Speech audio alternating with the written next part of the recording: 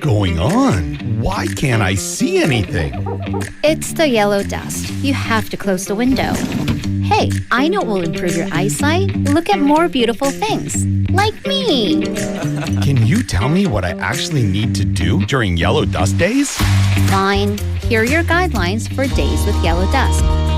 First, check your windows to make sure the yellow dust can't get inside. Turn on the air purifier.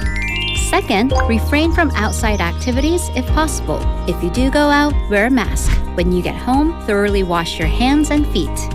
Third, fully wash any fruits or vegetables that have been exposed to yellow dust. And last of all, get plenty of water. Keep up to date on weather forecasts for the latest yellow dust information. This campaign was brought to you by BEFM, 부산 영어방송. 김밥가게 박 사장님도, 문구점 김 사장님도, 우리 부산의 경제를 움직이는 사람들.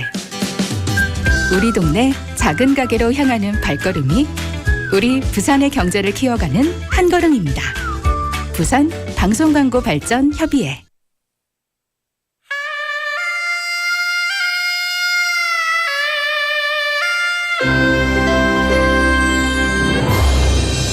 The time is now 7 o'clock.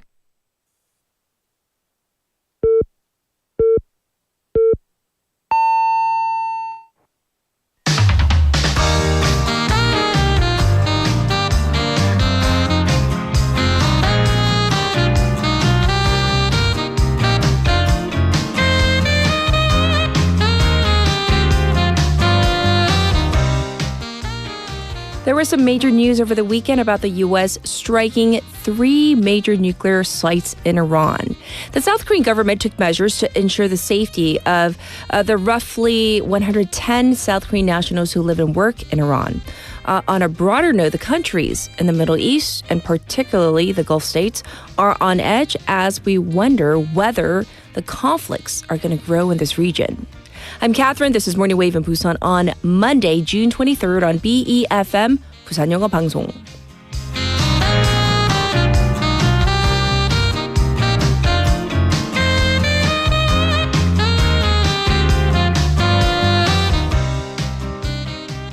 Good morning, Wavers. I hope you are all doing well and had a wonderful weekend. And it was on and off rain, but today, at least this morning, the sun is up and about. We're going to be covering the U.S. strikes on Iran throughout our various news segments, so stay tuned for that. However, for our main topic today, our story, we're going to talk about something a little closer to home. I don't know about you. I definitely do this. I check the weather forecast every morning because, I need to know what's going to happen. I like to know. And also, what am I going to wear that day? So you might be spending a lot of time these days looking up at the sky for any signs of rain. Another direction we should be looking at is not up in the sky, but actually down on the ground. The ground is especially weak during the wet season, and with news of recent sinkholes, people are growing more concerned. The big sinkholes in Seoul's Gangdong-gu and in Sasan-gu here in Busan have been filled and patched up. But those living and working around the areas are still concerned. Summer is sinkhole season here in South Korea. There have been a total of 867 ground sinking episodes, 집안 침하 between 2020 and 2024, and over half of them are happening in the 3 months, June, July, and August. Experts say that this is because when rainwater seeps into the ground, it washes away soil or sand particles, creating these empty voids. On top of this, there can be rapid changes in the groundwater levels or the 지하수수위. So all of this contributes to foundational weaknesses, making sinkholes more common during this time of year. There are also safety concerns with manholes, especially those with the pink concrete covers, which can corrode or break easily when there is heavy rain. There was an incident in Busan earlier this month when a woman fell into one of these manholes. So there have also been accidents where manhole covers, regardless of what material they're made of, getting pushed open from the surge of water. So it's best to avoid these manholes during heavy rain. So let's get the word out and make sure we're safe together. And now, speaking of the rain, text topic time. Are you ready? Tell us about your best products, services, or tips to survive the rainy season. 자, 장마철 나의 생존템, 꿀템, know-how 추천해 주세요. Because sometimes I have to say, especially when it's like windy and raining, I try not to use an umbrella because you know what happens. The umbrellas, no matter how good they are, how expensive they are, they tend to flip inside out.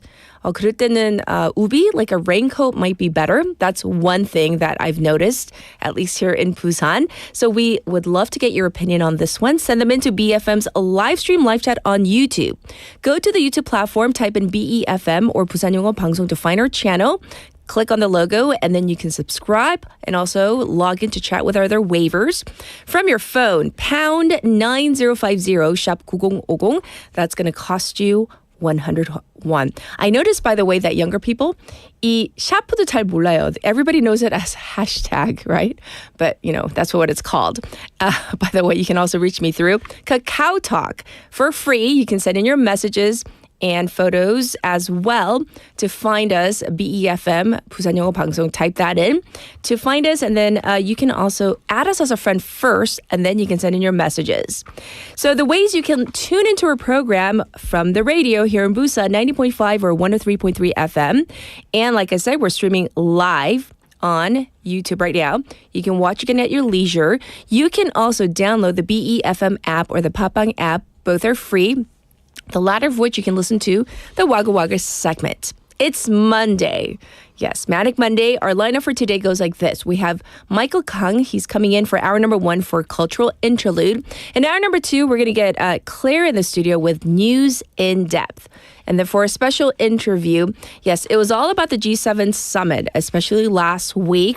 So let's get our experts' take on how South Korea fared. What were some of the important bilateral summits? What came out of the G7 summit? So we're going to find out in hour number 2. I'll be back with news overview.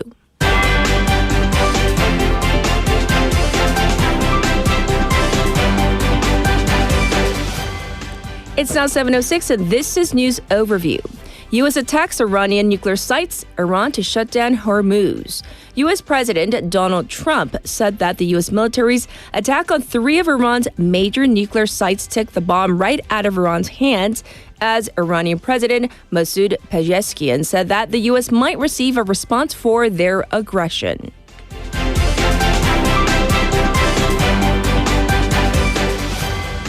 Seoul vows swift action to tackle economic impact over Iran-Israel situation. South Korea's acting finance minister Lee Hyung-il yesterday instructed government officials to swiftly take necessary measures to deal with the economic impact of U.S. strikes on Iran's nuclear facilities. Lee Jae-myung meets with party leaders and addresses prime minister nominee allegations. President Lee Jae-myung met with the leaders of the Democratic Party, or DP, and the People Power Party, or PPP, yesterday, and said that Prime Minister nominee Kim Min-seok should be allowed to respond to various allegations at his confirmation hearings later this week. Court rejects ex-defense minister's request to suspend indictment. The Seoul High Court on Saturday rejected a request by former Defense Minister Kim Yong-hyun to suspend the execution of indictments by special counsel probing his alleged role in the short-lived imposition of martial law last year.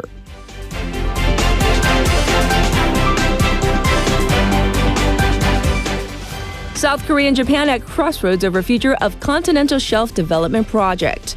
South Korea and Japan are at a crossroads over the future of an agreement on jointly developing an underwater continental shelf, as either side can formally declare its termination starting or as of yesterday.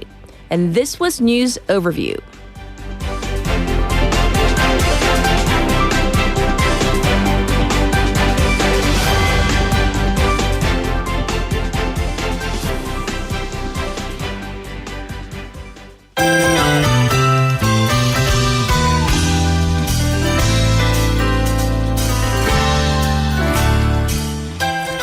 It's time for Now in Busan. We have Sejin in the studio. Let's say hi first. Good morning. Happy Monday. I know. How was your weekend? Oh, can we get a little bit more energy? Are you okay? Of course. Yeah. Okay. All right. My weekend was good. Lots of cleaning. I was doing 장마 season cleaning. I know it's usually spring cleaning. I didn't get around to it this year, so a lot of cleaning this weekend. How about you? Did you have a good weekend? It was nice. Sweet, bittersweet though. Oh. Because I have friends who is going back to their country. And some of them left already. And some of them, they are leaving sometime next week. I see. Lots of goodbyes. Yeah. At least for now, right? Yeah. Text topic, though, we're talking about anything, whether it's product, services, something that is useful during the rainy season. Any tips? I was surprised when you said something about umbrella. You don't use umbrella? No. I do, but when it's like extremely windy, I notice like my umbrellas, I have multiple, obviously. 아무리 좋아도 they flip inside out. So on rainy, windy days, I try not to. Because I exactly the same. For me, I don't use umbrella. And I just would rather be soaked up to the rain. And then just get a shower. 젊어요. So yeah. And another tip. Yes. I don't wear also just shoes. I wear slippers. Oh, slippers. Without socks. Oh, because, yeah, they're going to get wet. Everything's going to get wet. Yeah. Oh, okay. Very interesting. Well, let's jump into our first local story. I hear that there was a big turnout at Busan's traditional markets recently, correct? Yes. Busan City announced yesterday that 온누리 gift certificate rebate event run together with local shopkeepers turned out to be a big success.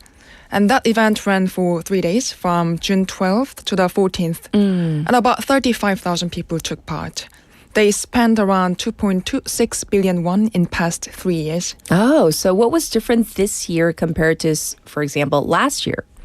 It was the first time Busan City ran this kind of big refund event using its own budget. And there's no product limits. Nearly all types of shops could take part. Yes. So that's a big change from past events that only covered fish and vegetables. Oh, and how did it work? Shoppers who made purchases during the event Yes. could claim 온누리 gift certificate as a refund. The organizers handed out around 367 million won refunds. It was designed to boost sales in traditional market that was hit hard by economic slowdown. Right, and looking at the numbers, it does sound like the people, they really showed up. They did. Demand was so high that some markets ran out of them early and massive queues before the event started. Well, any plans to do this again? Yes, they will run a second round. The next round is set for August to September. The city is planning to increase the budget and staff for it. I see. So it sounds like a huge success. So heads up, everybody out there listening, August to September. If we get the news, we'll let you know ahead of time. All right, a major moment for Busan's classical music scene this week. Sejin, I hear that the city's brand new concert hall finally opened, correct? Yes. On the 20th, Busan콘서트홀 officially opened with a grand performance. It featured Maestro Jung Myung-un conducting the Asia Philharmonic Orchestra. Yes. So we've told you about this waivers, how it was coming up. So tell us about the show. The concert was divided into two parts. In the first half, they played Beethoven's Threefold Concerto, with Jung conducting and playing piano at the same time. Then came Beethoven's Ninth Symphony, Ode to Joy, with a full chorus. I see. So, oh my gosh, these are really famous pieces, of course, but powerful and moving. And this concert hall, let's talk about it. What makes it so special? Well, it's the first public venue outside of Seoul to feature a full pipe organ. The whole space was built with classical acoustics in mind, like the seat materials, sound reflecting panels. Apparently, the sound quality is something musicians have highly praised. And an 8-day opening festival is taking place right now. Right. So once again, so exciting to see this kind of investment in the arts. And later on with Michael Kang and Cultural Interlude, we'll get into the details of this concert and concert hall. All right, next. There is something a bit more magical, I hear, literally in Busan. So Busan's hoping to bring the world's top, we don't call them magicians anymore, like illusionists to town. Exactly. Busan is bidding to host a 2028 World Championships of Magic, also known as Magic Olympics. That's right. So what happens if Busan does win the bid? If Busan wins the bid, organizers expect around 3,000 magicians and 300,000 visitors. And with that, they're hoping to turn the city into the full-on magic city for a month. And they're planning travel and stay packages, easy 5 minutes access to Mexico, and help with visas and entry stuff. Sounds good. So when will we know the results? It's on July 15th. Okay. That's when the host city will be chosen through a live vote. Has Busan hosted something like this before? Yes, back in 2018, it was actually the first time the event was held in Korea. Okay. And that time, more than 2,500 magicians and fans from over 50 countries could joined in. And much of that success is thanks to the Busan's International Magic Festival. Indeed. So how is Busan planning to win the 2028 bid? A delegation from the festival is heading to Italy next month, where this year's championship is being held. Okay. They will be running promotional events there to support their bid for 2028. Sounds ambitious. So I'm curious how the city is feeling. Is the city feeling confident? The organizers say that they're drawing on their 20 years of experience running the Busan International Magic Festival. Okay. This year's festival just wrapped up under the theme Time Travel Magic. It featured gala shows, solo performances, international competitions, and exhibitions. Well, who doesn't love magic, whether you're a child or an adult? So hopefully, fingers crossed, we'll win that bid. We'll let you know, listeners. What's next on the agenda? What do you have for us? This one is really personal. It's exactly how I fell for it before. And this news explains the trick. Okay. There's been a skyrocketing rise in investment scams here in Busan. Scammers are setting up fake investment chat rooms and promising huge returns.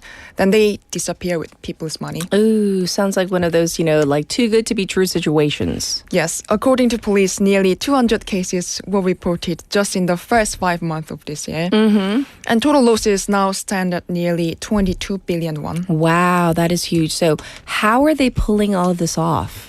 The scammers use clever tactics to lure in victims.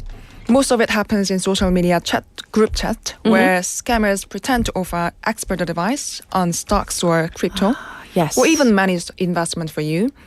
They use stolen photos of famous YouTubers, some with over 1 million followers, to make it look legit. Can you give us some examples? There's one. A man watched a video by a well-known investing YouTuber. Then he got invited into a group chat using that YouTuber's photo. Over 70 people joined. The Okay. admins convinced them to download a trading app that looked like it was from a real financial firm. They claimed it was backed by a major broker and promised 500% profit. 500%. That was kind of like the red flag right there. He believed them? He did. He wired 10 million won. The app showed huge profit right away, but when he tried to withdraw the money, customer service told him he had to pay a 17% fee first. 17. He paid and then got kicked out of the app. Oh, no. And that's when he realized he's been scammed. So basically the app, it wasn't real? No, it had nothing to do with a financial company it claimed to be from. Right. So in just over 10 days, he ended up transferring about 180 million won. That's a lot of money. And I'm sure heartbreaking for him. Was he the only one? I'm afraid it's not. He and other victims have now hired lawyers and filed joint complaints. Police have arrested 118 people already, and they're warning the public to stay sharp and alert.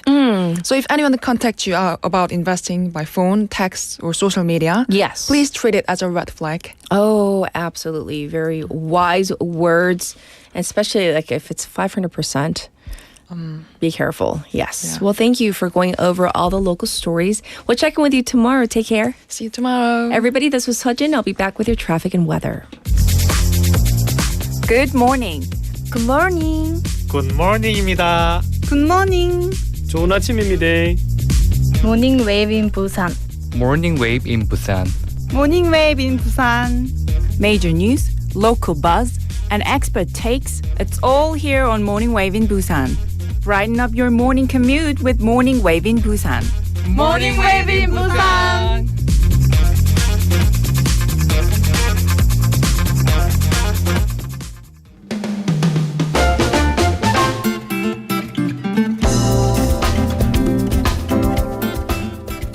It's time to take a look at the roads right now. There is a broken down vehicle on Busan 외곽 순환 Expressway in the Kijang direction, right by the Kijang Cheolma ramp right now. It looks backed up on Luno Samsung-daedo from the Myeongji underpass to Sinkhole Bridge. It's congested on Dongso Overpass from Hwangyong Ramp to the old Daegum Tollgate. There is also some congestion on Manduk-daedo from Sukdung to Deokjeon intersection and from Manduk intersection to the Nama Expressway Deokjeon Ramp. It's also slow on Gwanmun-daedo from Pangnam Tunnel to Baekyang Tunnel. It's Monday, so there's going to be a lot of traffic out there. Currently, it's 21 degrees Celsius under sunny skies. The daytime high will go up to 30 degrees today. Across the nation, clear across the regions with the daytime highs going up to, in some areas, 32 degrees, making for a hot day. Cloudy over Jeju with the island expecting rain this afternoon. There is thick fog across coastal areas, so please drive carefully. This was your traffic and weather.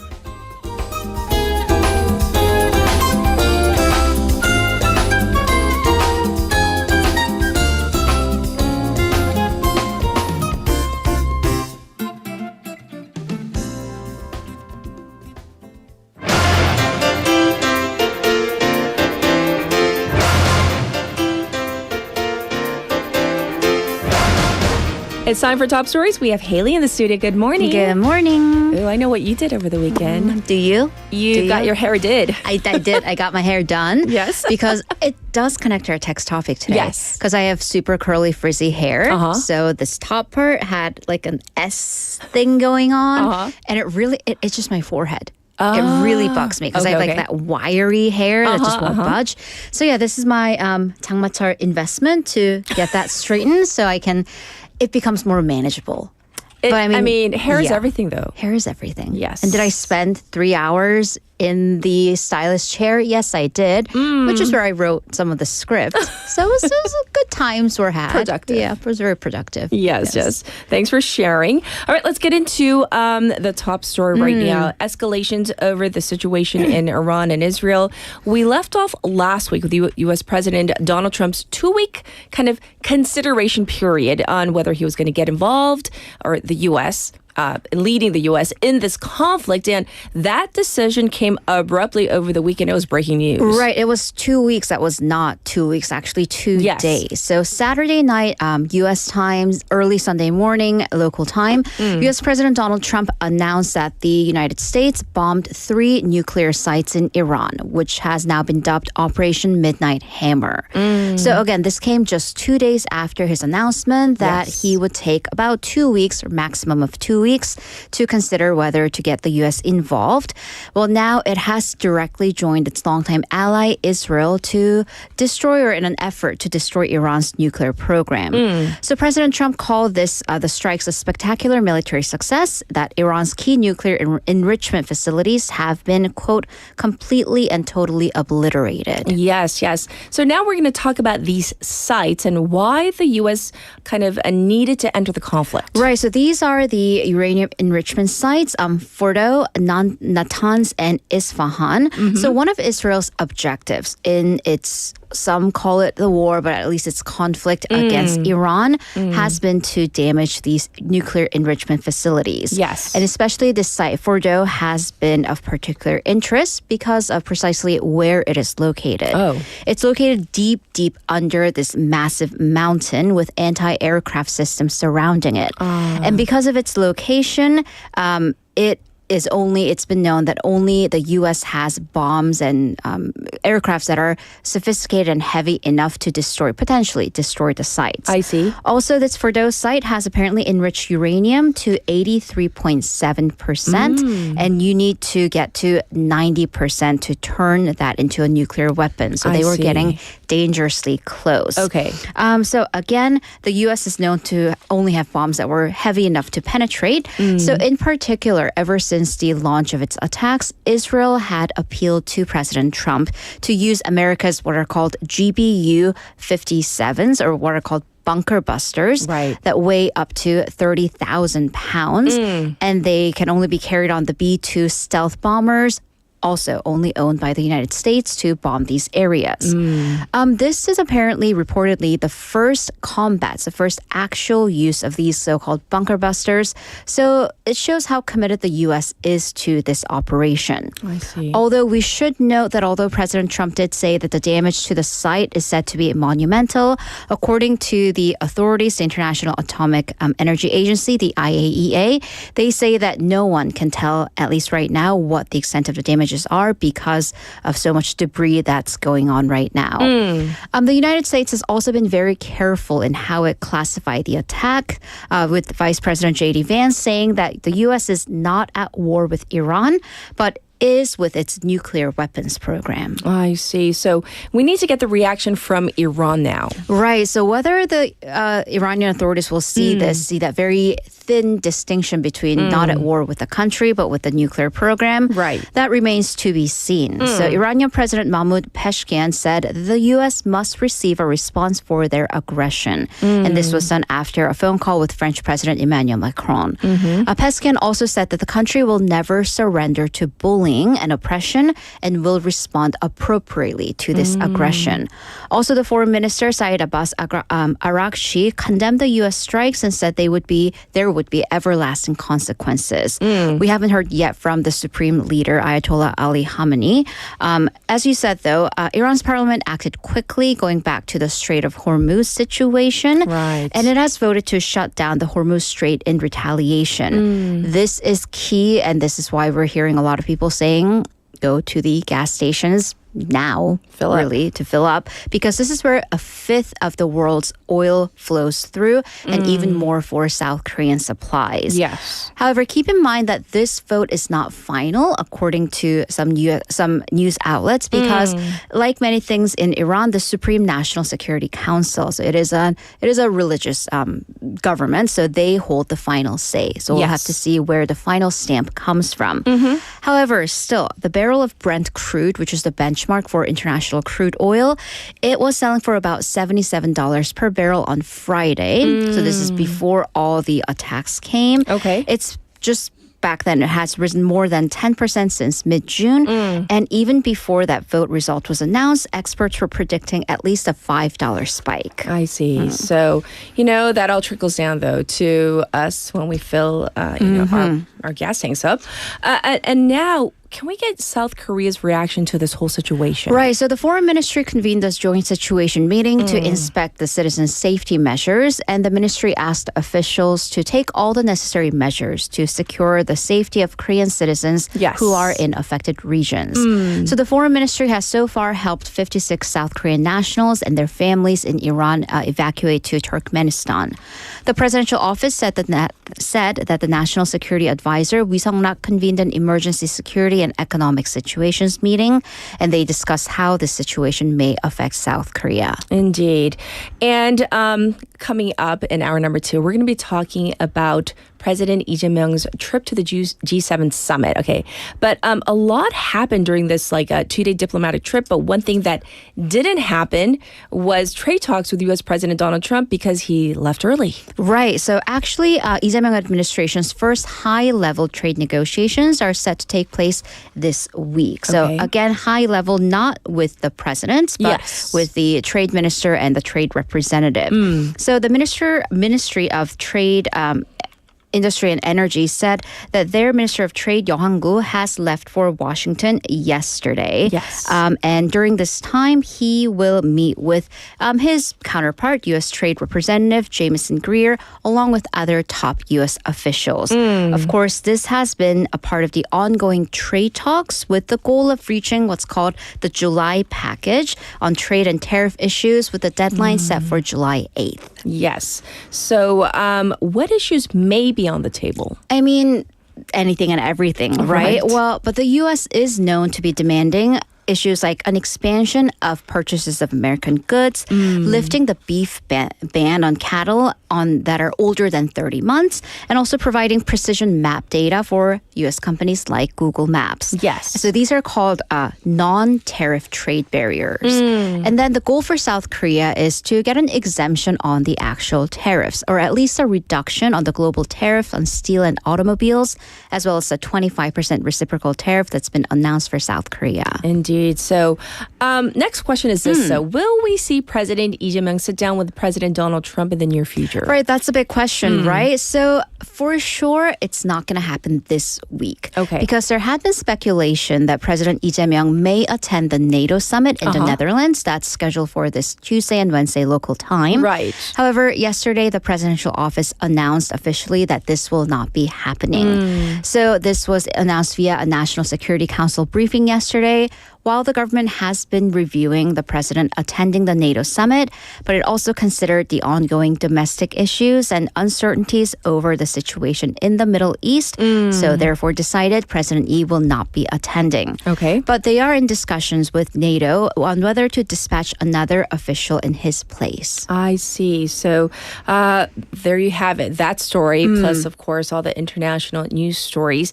Last week, the Kospi hit a new milestone, topping 300,000 points for the first time in, over 3 years? Right. So South Korea's key stock index breached the 3,000 point mark for the first time in over 3 years. That happened on Friday. So the Kospi Korea Composite Stock Price Index rallied past 3,000. Yes. According to the Korea Exchange, the market capitalization for South Korean companies listed, they added 500 trillion won this year. 시가총액 500조 넘게 증가했습니다. Coming to 2,471.8 trillion won as of Friday. This is the highest yet. Okay. This means new members have been added to the so-called 1 trillion won club, publicly listed companies whose market values exceed 1 trillion won. Again, as of Friday, there were 225 such companies. That's 25 more compared to the end of last year. Oh, well, I hear that this has led to investors flocking to the South Korean market. Right, and we are talking about foreign investors and retail investors alike, but I do want to pay attention to the so-called the ants, the small-scale retail investors, because we may be seeing signs of people perhaps investing beyond their means. In Korea, we call it 빚투, 빚내서 투자하기. So you take out loans to invest. So is that prudent?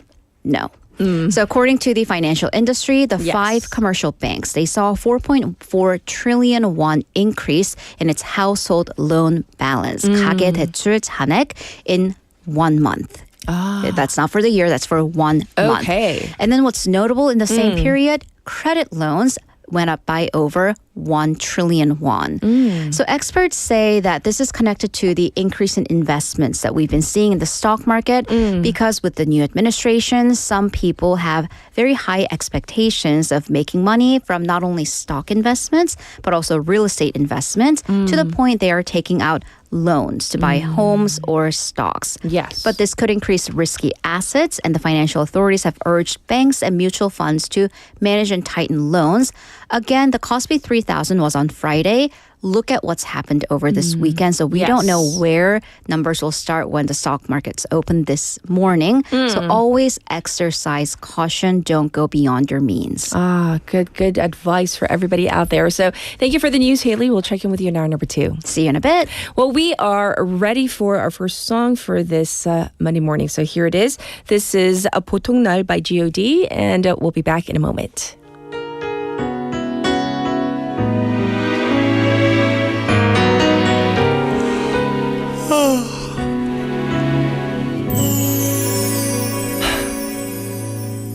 아침이면 일어나 창을 열고 상쾌한 공기에 나갈 준비를 하고 한 손엔 뜨거운 커피 한 잔을 든 채 만원 버스에 내 몸을 싣고 귀에 꽂은 익숙한 라디오에선 사람들의 세상 사는 즐거운 사연 들으면서 하루가 또 시작되죠. 화사하게 빛나는 햇살이 반겨주네요. 어떡하죠?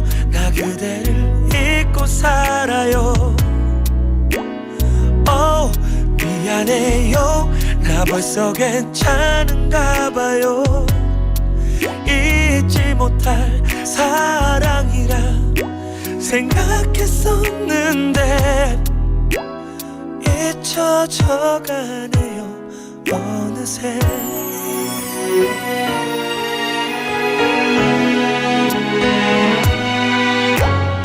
어떻게 간지 모르는 하루 해가 저물 때쯤 울리는 친구들의 전화 나오라고 하루 산 얘기 회사 얘기 새로 만난 여자들 데이트 얘기 웃긴 얘기 지나치는 여자들 바라보기 TV에 나오는 스포츠 경기에 목숨을 걸고 덤벼들면서 밥값 내기 시간이 가는 줄도 모른 채 떠들다 지쳐서 돌아오니 이런 어느새 새벽 2시 자자야겠지 친구들이 오늘 했던 얘기 떠올리면 자꾸 웃음이 나와 웃으면서 누워있으면 잠이 와 어떡하죠 나 그대를 잊고 살아요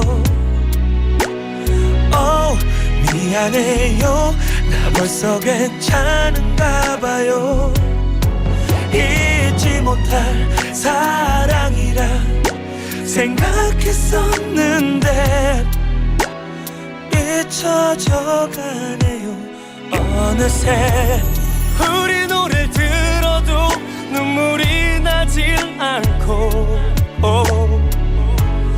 네 소식을 들어도 미소가 흘러나오죠 괜찮은 거죠 날 버린 그대 잊어도 되죠 근데 왜 자꾸 이러면 안 되는 것만 같은지 미안해 너무나 이렇게 쉽게 잊어서 미안해 내가 했던 말도 못 지켜서 하지만 너무 힘들어서 널 더 이상 간직하고 살 수가 없었어 용서해줘 영원히 사랑할 거라고 약속했던 말 돌아서 네 등 뒤에다 맹세했던 말 마지막 날 혼자 울면서 다시는 내가 살아갈 그날이 끝까지 마음속에 널 간직할 결심을 한지 얼마 되지도 않았는데 너를 모두 지워버린 내가 너무 미울 거야 그래 정말 내가 약속 모두 어긴 거야 그러니 용서를 빌어 나도 이런 내가 싫어 널 잊어버린 기억마저 잊었어 아무렇지 않은 듯이 마치 사랑한 적이 없는 듯이 보통 날이네요 어느새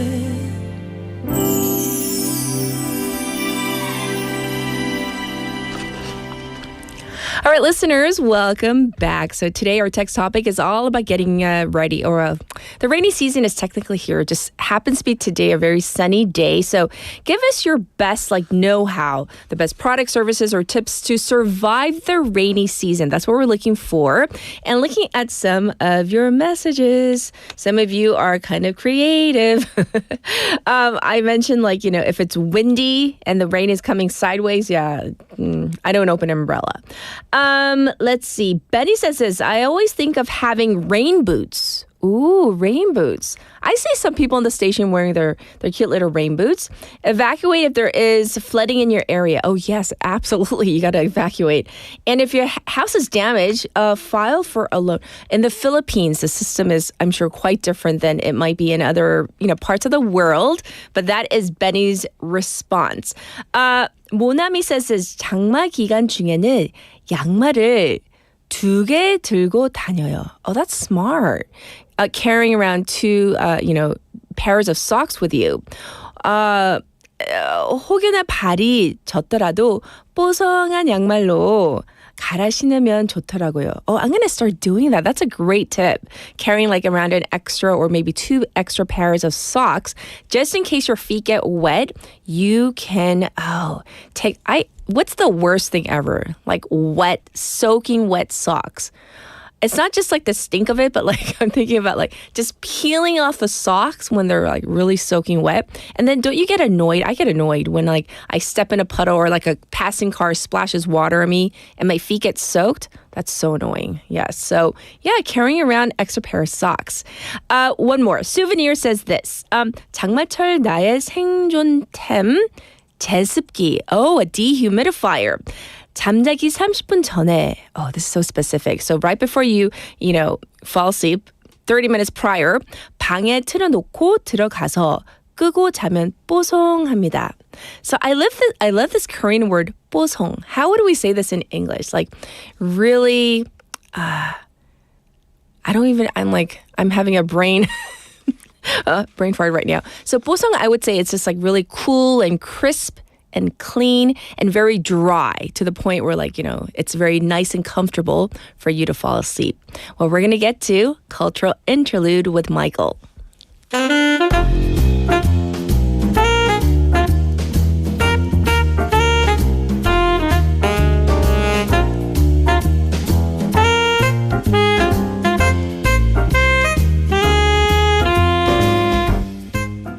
Guess who I found in the studio? We have Michael Kang in the studio. How are you? Good morning. Good morning. Yes, I hope you had a lovely weekend. Yes, it was okay. Busy. It could be better. Yes. Busy, yes, but okay. Yeah. All right. Well, we got to ask you our text topic. Mm-hmm. Do you have any items or 꿀tip for surviving the 장마? I always wear slippers. Oh, that's a common one, yeah. Yeah. Because? Because I don't like wet socks. That's And the you were just worst talking about feeling it. ever, right? Yeah, it feels like you're carrying around a whole, I don't know, like there's water on your feet. Right, right. It weighs you down. Yeah, it's bad. It feels bad. So I can't do that. So in the summer, I'm wearing one right now. I mean, slippers? Yeah. Okay. Just in case. Just yeah. Because you don't know. I mean, nowadays the weather is know. unpredictable. That's so true. The sporadic rain that comes and goes. I mean, it's sunny right now, but you never know. Let's see how it turns out to be in the next, I don't know, 2 hours. Yes. Oh, another thing I forgot. I constantly change out the drinking hippos. Oh yeah. 물 먹는 땡땡. Yeah. Yeah. Okay. Hippopotamus. Yeah, hippopotamus. I was trying not to say it, so I said drinking hippos. I finished it. Oh no, I should have known that. In the closets, because to make sure everything stays 뽀송. Yeah. Right? 뽀송. 뽀송, so important. Yeah. All right, so let's dive into Cultural Interlude. What do you have for us? Yeah, I guess this is an exciting news for Busan City. Ooh. So, the Busan Concert Hall, Busan콘서트홀, the city's first classical music exclusive venue, officially opened with its inaugural performance on June 20th. As we all know, many of us know, it is located in Busan Citizens Park in Busan Jingu, Busan. The Busan Concert Hall comprises one basement floor and 3 above ground floors, and it features a large hall with 2,011 seats. Ooh. That's a lot of seats. Yes. Equipped with a grand pipe organ. Have you seen the pictures? I've seen the photos. Oh yeah, it's big. It's humongous. I can't wait to get in there. And it is the first of its kind in a non-capital region in South Korea. Yes. So Busan, is the only city outside of the Seoul area, metropolitan area, equipped with this kind of a massive size grand pipe organ. Yes. And there's also a smaller hall with 400 seats. I think it's called Chamber Hall. Yes. And as we all know, renowned conductor Jung has been appointed as the artistic director for Busan Concert Hall. Constructions began in 2021 and was completed in 4 years, making it the first dedicated classical concert venue in Busan. And now Busan becomes the 8th city in South Korea to have a dedicated classical concert hall. And with its 2,011 seat capacity, the venue is now the 3rd largest of its kind in the country. Wow. Following Seoul Arts Center and Lotte Concert홀. And the thing is, we're the 8th city. That is so long overdue. It is actually. When you think about how big our city is, right? Yeah. I mean, so we didn't have any dedicated classical concert hall in the city for a while. Right. And I guess, it's still long, overdue, but hey, better late than never. Exactly. Yes. Exactly. Well, this is great news. And of course, the opening performance. We need to hear about this. Yes. So the opening performance was held on June 21st. The program titled A Symphony for One, or 하나를 위한 노래. The program embodied artistic director Jung Myung-hoon's vision of making Busan Concert Hall a shining meeting place for stars of classical music across Asia. The concert featured the Asia Philharmonic Orchestra, or 줄여서 so APO, which is an orchestra specially assembled by Jung with Asian musicians active in top global orchestras. Wow. The event was attended by 1,600 invited guests, including civic figures and citizens selected via lottery. I know, because and I wasn't one of them. And the thing is this, so, I mean, I'm sure you were like saddened, but I mean, for many people who wanted to go but couldn't, for those who couldn't be there live, at the concert itself, maybe you could kind of walk us through of how the performances were carried out. Yes. So I did some research because I wasn't able to be there, sadly. Yes. But the first half apparently showcased the unity of Korean, Chinese, and Japanese performers. Ooh. So these three countries coming together. Okay. So, ergo, 하나를 위한 노래, right? Chinese cellist Jian Wang and Japanese violinist Sayaka Shoji and artistic director Chung, who also played the piano, performed Beethoven's Triple Concerto. Okay. It was a stage that symbolized Asian unity through music, transcending borders. Like literally. Yeah. In the second half, the Asia Philharmonic Orchestra, or APO, delivered a remarkably cohesive performance of Beethoven's Symphony No. 9, choral or 합창, defying expectations for a project-based orchestra. So this is like a one-time orchestra where just people gather for just one-time occasion. Sure. But in spite of that, it was like apparently amazing, the performance. The impressive vocal harmony of soloists Hwang Sumi, soprano Hwang Sumi, and mezzo-soprano Bang Shin-jae, and tenor Kim Seung-jik, and baritone Kim Gi-hoon, alongside the Changwon City Choir and the 2025 season Classical Busan Choir added to the grandeur. Oh my gosh, so they had everything. They threw everything at it. So I saw the photos and 질투가 납니다. I'm so jealous. We weren't invited. We didn't make the lottery. We didn't make the lottery. So, I mean, just with you describing it in detail, it does sound like a kind of a one-of-a-kind performance. So how was it received by critics, right? And any thoughts maybe they provided on the Busan Concert Hall itself? Yeah, so a lot of music critics were there. Apparently, and there were some comments that I like to share with you guys. So music critic Ryu Tae-hyung, who attended the performance, remarked that the acoustics did not exaggerate, but gently conceal the sound, providing a refined experience. But there were other critics who did say that there wasn't enough reverb in the concert hall. And on that, the primary response was that it typically takes 2 to 3 years for the acoustics of a classical concert hall to fully mature. So in terms of the reverbs and everything, we'll have to wait a couple more years so that the stage can basically settle in. You know what I mean? The acoustics can settle in. Right. And there was another music critic, Hwang Jang-won, who also remarked, if the Busan Concert Hall builds a strong reputation through good programming and wins the hearts of Busan citizens, it could revitalize the classical music scene in the Yeongnam region. That's a good point. The good programming, meaning being able to draw, top artists and performances. Yes, exactly. And you know what? We need to show up though. What good is it if they have all these amazing performers come and then they're not selling enough tickets? No one's going to want to come. Exactly. Yes. And there's 2,011 seats to fill. Yes, of course. It's huge. So Let's make it work.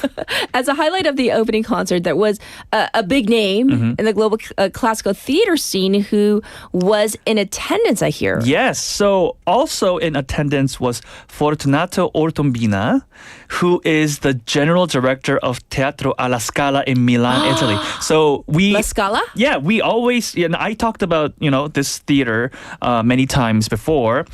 Teatro alla Scala is considered the pinnacle of Italian opera. Yes. And basically this theater appointed Chung Myung-hoon as its new music director last month. Right. And it was upon Ortombina's recommendation to the board that this was made possible. And this guy was here for the opening performance. I love that. Yeah, and that gave me the chills because I wasn't expecting that. Well, I was expecting to a certain extent, but you know what I mean? But still. But still. He made the trip. Yeah, he came. Yes. He came.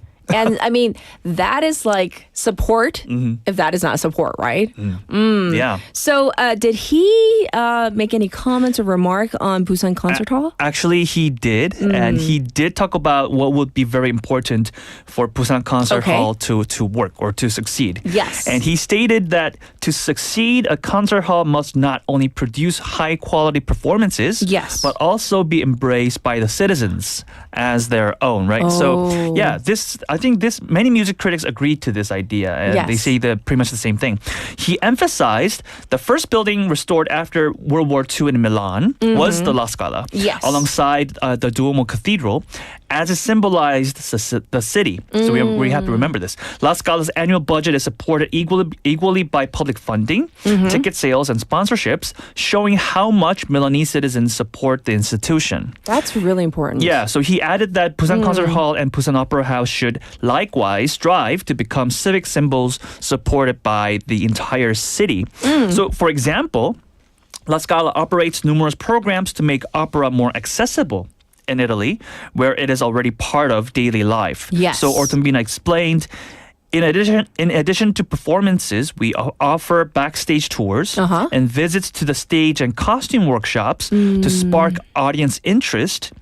And he also said, we also adapt existing operas for children aged 6 and up and provide educational programs for their teachers. Wow. So once again, not just putting on amazing performances, but they're really getting into kind of the fabric of the society surrounding La Scala. And that's what we need to do too then. Yeah, so it's not just about the performance, but it's also the education and making the concert hall more accessible to local citizens. Yes. So it's not just about bringing in the top performers. Right. Definitely. That is something we should definitely keep in mind. And, going back to the whole idea of these amazing performers and performances, and then getting, as you say, education and making it accessible, but also making it palatable. Like if it's like so highbrow, like it's like we can't like we go and we're like, do we understand it? Yeah. Like, do we feel it? Yeah, exactly.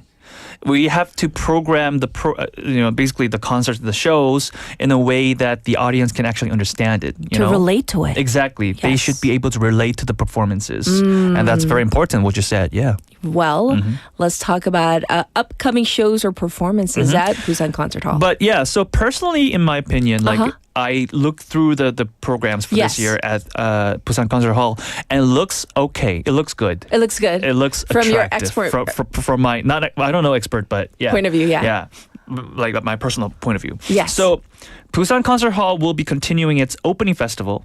Until June 28th. And as a part of this festival, on June 22nd, so that was yesterday, there was another big name, right? Pianist Cho Sung-jin came to Busan Concert Hall for his first performance there. And on June 23, which is today, pianist Son Ye-kwon is also scheduled to perform. So how did you get tickets, everybody? Yeah, I mean, these big names are coming. Right. But they came a little bit too early, in my opinion. You know what I mean? Like, I wish they came at 2 months after the opening, because that would, I don't know, add on to the consistency, if you know what I mean. I see. Because we have, Maestro Jung. Yeah, I mean, like all of the big names just showing up on the first week of the opening would be like, like we need to stretch it out. But like I want him back, and every time we can't make them come every week. That's true. As much as I want it to be, but But anyways. Yes. That was just my personal ramble. Okay. Yeah. Also, the La Scala. So, yeah, this is also a very interesting program, I think. The La Scala Philharmonic Orchestra. So, this orchestra, basically housed by the Teatro alla Scala, will be visiting Busan Concert Hall on September 18th. Under Jung Myung-hoon's baton. So, they will be performing Verdi's La Forza del Destino, Overture, and Tchaikovsky's Symphony No. 6, Pathétique. Ooh. So we want to get our hands on those tickets. La Scala hand in hand yes. with Busan Concert Hall. Future international performances at the hall include concerts by the London Philharmonic and the Royal Concertgebouw Orchestra, or RCO, later this year. So wow. that, yeah. so far so good. It looks good. I know, but we got to get the momentum. Like, we need to continue it. Yeah. Right? And we can all take part by not just going to these really, really famous name like performances, but also just like a steady stream of concert goers, right? Definitely. The consistency is important. Well, thank you so much for going into such detail and depth of what happened over the weekend and what we can expect in the future, and hopefully we can get some tickets, right? Yes, hopefully. Fingers crossed. Yes, it's like the Lotte Giants. It's so difficult to get tickets.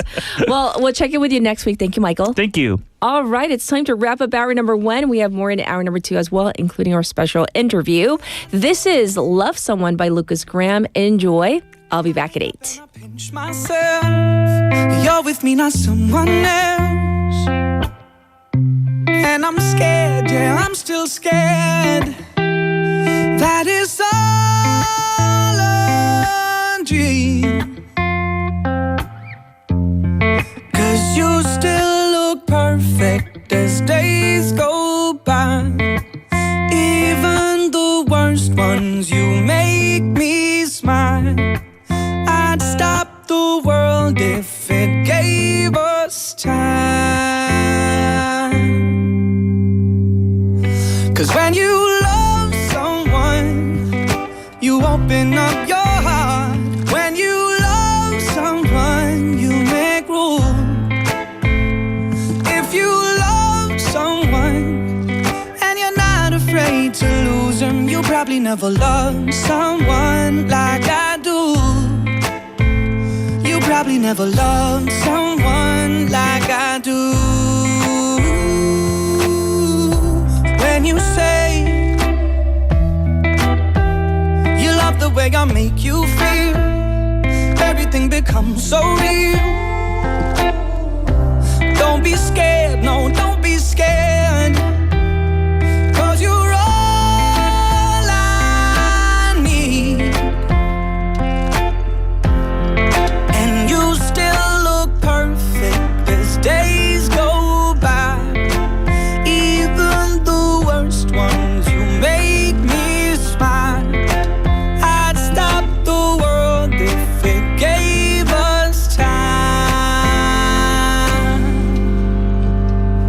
'Cause when you love someone, you open up your heart. When you love someone, you make room. If you love someone and you're not afraid to lose them, you probably never loved someone like I do. You probably never loved someone like I do. All my life I thought it'd be hard to find the one till I found you. And I find it bittersweet. 'Cause you gave me something to lose. But when you love someone, you open up your heart. When you love someone, you make room.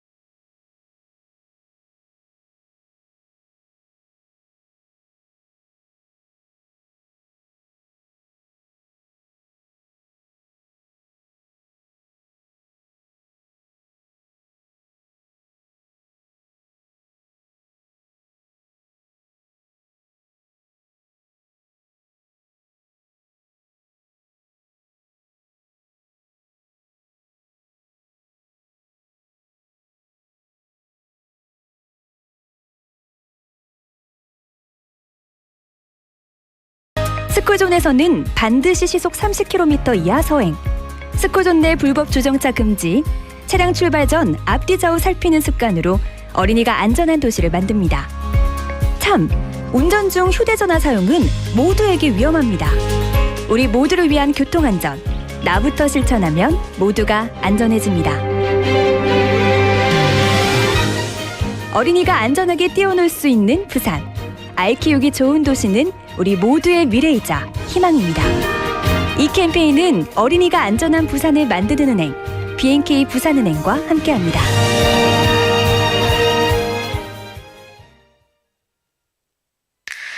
Welcome to Busan. Let me show you around. Here you can find the world's largest musical in-ground fountain and the world's only UN memorial cemetery. Stroll along the coast and explore the largest mountain fortress in Korea. As well as all this, there are so many tourist attractions, beautiful exhibitions, vibrant culture, convenient facilities, and delicious foods unique to Busan. With all the beauty and charm of the amazing city of Busan, you'll find yourself right at home in this ever-changing tourism paradise. So stay with us a while.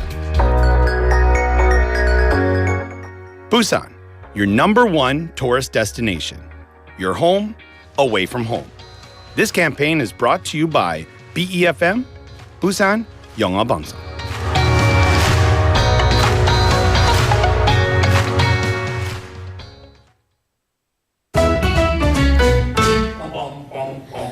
Want to be a friend of BFM Busan 영어 방송? You can chat with BFM through our Kakao Talk service. You can share your messages and photos through Kakao Talk, and you can easily become BFM's Kakao friend by searching BFM through the Find a Friend option.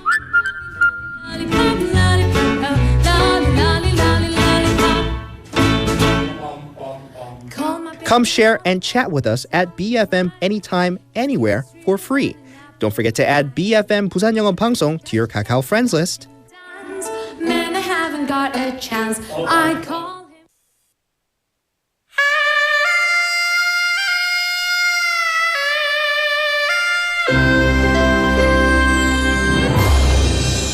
The time is now 8 o'clock.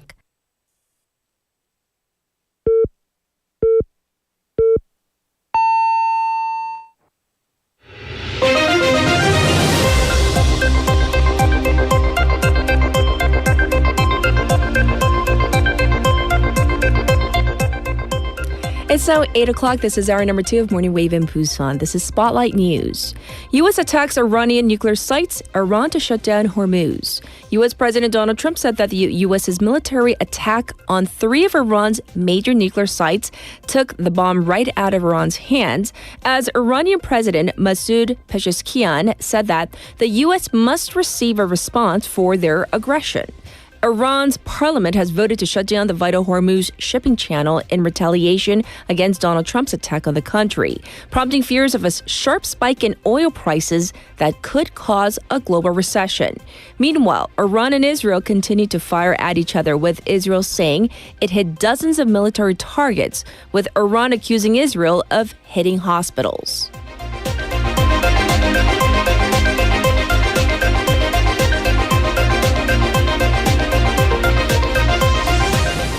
Seoul vows swift action to tackle economic impact over Iran-Israel situation. South Korea's acting finance minister Lee Hyung-il yesterday instructed government officials to swiftly take measures as necessary to deal with the economic impact of U.S. strikes on Iran's nuclear facilities. He said the government should closely monitor the development of the Middle East tensions and the impact of the economy and financial markets, stressing uncertainty has remained very high, depending on Iran's counteraction. The foreign ministry also held a meeting to check the government's measures to protect the safety of South Korean nationals in the Middle East. As of Sunday, there had been some 70 South Korean nationals in Iran around 460 in Israel.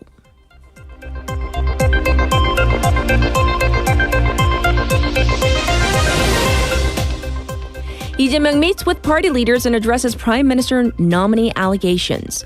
President Lee Jae-myung met with the leaders of the Democratic Party, or DP, and the People Power Party, or PPP, yesterday, and said that Prime Minister nominee Kim Min-seok should be allowed to respond to various allegations at his confirmation hearings later this week.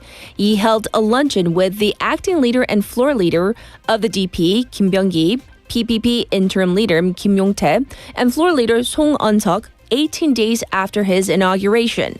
The president and the opposition party leadership confirmed their differences and did not come up with a joint statement. But the two sides also assessed their meeting as taking the first step in restoring politics and cooperation.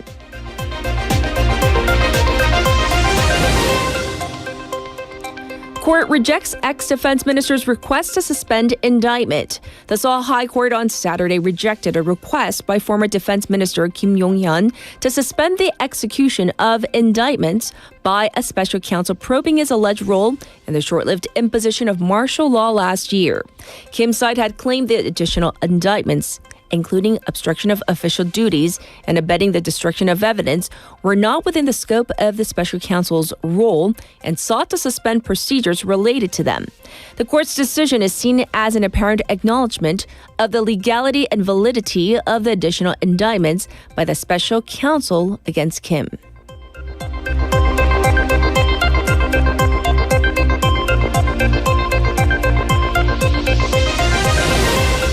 South Korea and Japan at crossroads over future of continental shelf development project. South Korea and Japan are at a crossroads over the future of an agreement on jointly developing an underwater continental shelf, as either side can formally declare its termination starting yesterday. The agreement on the Joint Development Zone, or JDZ, was signed in 1974 to pursue the joint exploitation of the Block 7 continental shelf in the East China Sea, based on analyses suggesting the continental shelf may hold significant reserves of oil, gas, and other minerals. South Korean officials said Japan could hold off on announcing the agreement's termination, considering the recent friendly atmosphere around the 60th anniversary this year of the normalization of bilateral ties. And this was Spotlight News.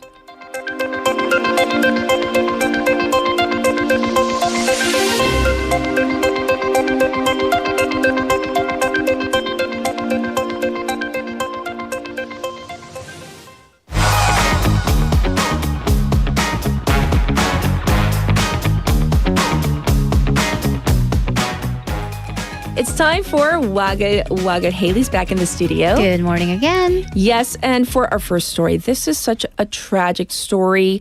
3 high school students were found dead at an apartment on Saturday. What do we know? So this is a trigger warning. We are going to be talking about an apparent suicide. So early Saturday morning this past weekend, the police received a report that 3 high school students, all female, they're found dead at an apartment complex garden. So the police said that when they found the bodies, they were in a state of cardiac arrest. They were rushed to the hospital but didn't make it. None of the victims live at this particular apartment complex, but they seem to have all gone up to the roof together. Such a tragic story once again. Do we know what may have triggered this? Right. So reports have come out that interviewed the parents and the fellow students from the school. They all went to the same school. That the 3 had problems recently with one particular teacher. Okay. They were all second-year high school students at a local art school where they went to class as usual on Friday. But during one of their classes in their major, the instructor apparently chastised one of the girls and said, if you're going to behave that way, go to the back of the class and don't do anything. The teacher is apparently one of the newer teachers at school. Other reports say that there have been multiple staff and faculty changes in just the past year. Okay. And students said that the teacher allegedly had issues with these 3 students. And one parent told the press that they were getting ready to actually sue the teacher and were in the process of collecting evidence because the girls said that the teacher had made comments that were dismissive or derogatory. Okay. The students also left notes on their smartphones about their school life.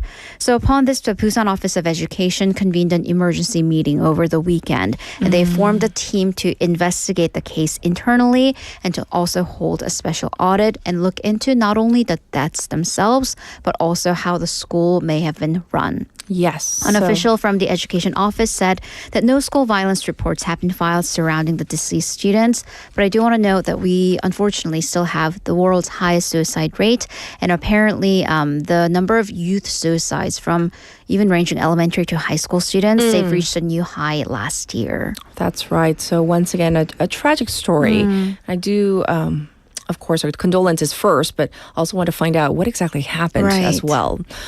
All right, let's move on to our next story. You can buy and sell pretty much anything on secondhand platforms, including homes these days, but there are some things you should be cautious of. Right, so I do scroll on those platforms and do see homes for rent and for sale. And I'm like, I mean, that's an interesting way to get rid of the middleman fees, but do you know what you're doing? I don't know. I mean, I definitely wouldn't. So, cautionary tale. So, in Gwangju last month, Mr. Chang was looking for a new home to rent, found one on a secondhand platform, and contacted the owner directly. The owner said, "Oh, I actually live out of town, but you can check it out. It's empty. Here's the door code." Okay. Yeah. So far it sounds cool. good. He did, loved it, and signed a lease. They actually had plans to meet in person. However, on the day of, the homeowner, soon-to-be landlord, said, "Oh, I'm sorry, something came up. Let's sign this electronically." These days, there are apps and websites that do that. It is common.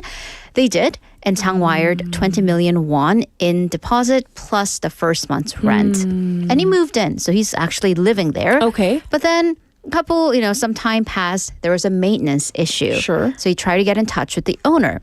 Couldn't. Odd. So he then spoke to the apartment's maintenance office and then found out that's not, something's off. That's not that's the person that's not the owner. So the real landlord, so Chang signed a lease with a man. The landlord is actually a landlady. Oh, it's a woman. It's a woman. Same name. Completely different people, though. Oh my gosh. That is so scary. Something happened. Right, because you talk about like the signing electronically. I just signed electronically. However, not here, but I signed my other works contract electronically. But yeah, I know. But by the way, we had real estate agents and they came in person. Right, we were there in person. So what happened? So this is a very intricate scam operation. So the home was on that platform for cheaper than market price. But here's the thing. That fake landlord had the right door code, right? How did they get the door code? Yeah, the victim thought he had to have been the owner. Of course, there's an investigation going on, so we'll find out. Yes. But in the signing process, the scammer gave a forged ID with a fake name that matched the name on the deed because the names were the same. Okay. Fake address. Apparently, the 주민등록번호, the resident registration number, was off. But, I mean, do you check? No one checks that. Not yours, but do you check the other person's? Yes. And okay, so we should. We all should. I did. There we go. Yes. So we all every should single take number right to match it up. So a lot of people sometimes still don't. So yeah. So not many people would check that, but I mean, obviously, here's a reminder to check. Every single figure on an ID. In this particular case, it worked out. It wasn't the worst case scenario. The victim of the scam, he is still living at this apartment. He signed a new lease with the actual landlady. He's paying her the rent. But then he paid the scammer 20 million won deposit. So there's currently no way for him to get that money back. Oh, no. So the police suspect that this scam happened after the scammer somehow got a hold of the door code. Maybe he too kind of pretended to be a home buyer and tried to get the door code that way. We'll have to find out. This is such a terrible story. And, even Seojin mentioned scams earlier in hour number 1, but apparently there are, you said you've scanned, secondhand platforms. many homes for sale or for rent via these platforms. Right. So last year, there were over 59,000 real estate transactions, homes sold or rented via 당근 market, having jumped by 200 times in the past 4 years. But this has also led to the police conducting raids on 18 properties for scam allegations, total damages amounting to 1.7 billion won. Yes. And actually, according to a KBS report, when a reporter pretended to be a landlord and list a property for sale that he or she obviously did not have, only 당근 required a verification process to make sure that this was a real property. Okay. Other apps, including 복덕방 and 타방, didn't have a verification process. Really? So be aware of that. The Land Ministry has distributed guidelines to these platforms that would have the platforms disclose the necessary information. But once again, they are guidelines and not enforced. Right. So some people are asking, awkward man, deposit 2천만 원님? Yes. So 20 million won, that's 2천만 원 that is gone now. Let's move on. Using your phone while driving.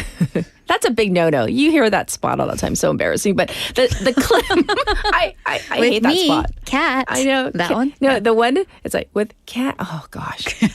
Cringe. But the clip of this bus driver on his phone has gone viral. Yeah. Yes. Bad enough when you're driving your own car with yourself in it, but then you're driving a bus, which is a massive vehicle with other people. So this is according to an NBC report, a video by a bus passenger on Jeju Island. I mean, Jeju has tough roads. Yes. It's an island. It's very windy. Yes. My goodness. So in the video, you see the driver. He keeps glancing to the left. And what is to his left? A phone by the driver's seat window. And he's driving with his right hand, and he's swishing and flicking the screen with his left hand. With his left hand, because he is moving the shorts up. So the passenger said that they were on the bus for about 30 minutes. During the entire duration, the driver was on his phone. The passenger added that looking at your phone while driving the bus, there were about a dozen passengers on there, endangers not only yourself but the passengers, but also those around you. Exactly. It's on a road. So by the way, of course this is illegal. Never be on your phone while you're driving. But if a bus or a taxi driver watches videos while operating their vehicle, this is actually in violation of the Passenger Vehicle Act, 여객 자동차법, on top of the Road and Traffic Act. Okay. And he or she may be fined up to 5 million won. This has been reported to the particular bus company. It says that they're waiting on the provincial government's administrative decision, so what the police or the courts decide, and will discipline the driver accordingly. Oh, please discipline. Please. Yeah. Yes. Well, we're going to go back to this whole war between Israel and Iran and Israel. Some people call it a conflict, whatever you want to call it. Already taking the lives of hundreds of people, but Israeli Prime Minister Benjamin Netanyahu is under fire for commenting on his own personal sacrifices. So many sacrifices have been made, and we're not even just talking about Iran, Israel, but Gaza. So Benjamin Netanyahu was visiting this particular hospital in Israel where Iranian missiles had stricken the area a few days back. He made a speech where he referred the Blitz of London during the Second World War, 영국 대공습, to this particular situation. So back then, bit of history, the Nazi bombing of Britain killed 43,000 civilians throughout the war. As of the time of the speech, that was on Thursday local time, 24 Israeli civilians have been killed. Of course, it's not the suffering Olympics. We're not comparing numbers and saying who suffered more. Also, U.S. human rights activists have estimated that over 260 Iranian civilians have died again as of when that speech was made. So Netanyahu said that there are people killed, families who grieved loved ones, and he really appreciates that.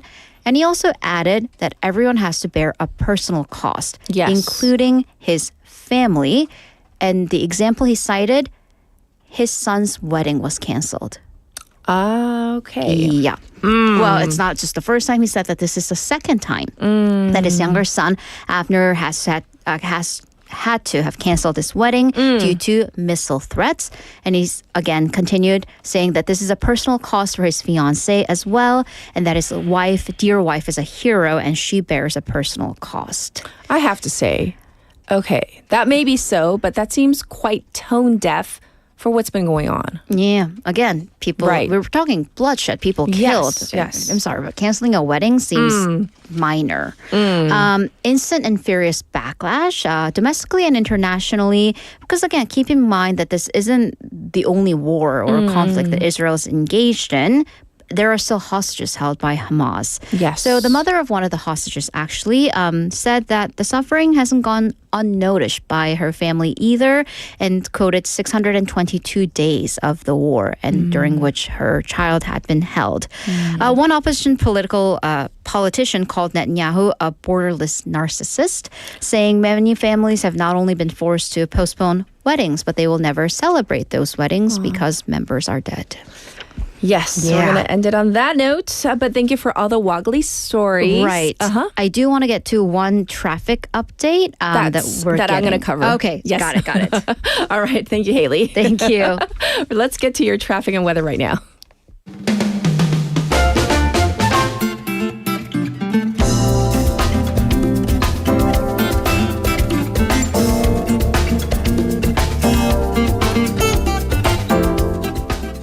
All right, so first up, let's talk about this. JB even texted in about this, that there is a fire inside the Hwangyong Tunnel. So let me give you the details.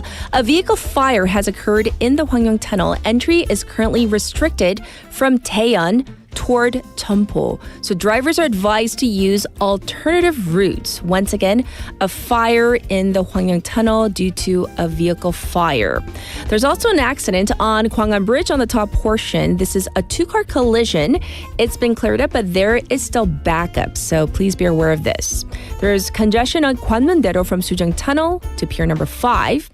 Also backed up on the Dongso overpass from Munyeon Ramp to Jinyang Ramp. Also, it's backed up on Chungnyeol-daero from Minam intersection to Mandak Tunnel number 2.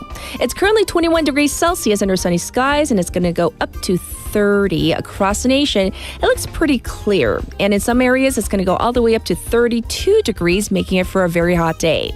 However, in Jeju, clouds are coming in because the island is expecting rain this afternoon, and there is thick fog across coastal areas, so please drive carefully. This was your traffic and weather.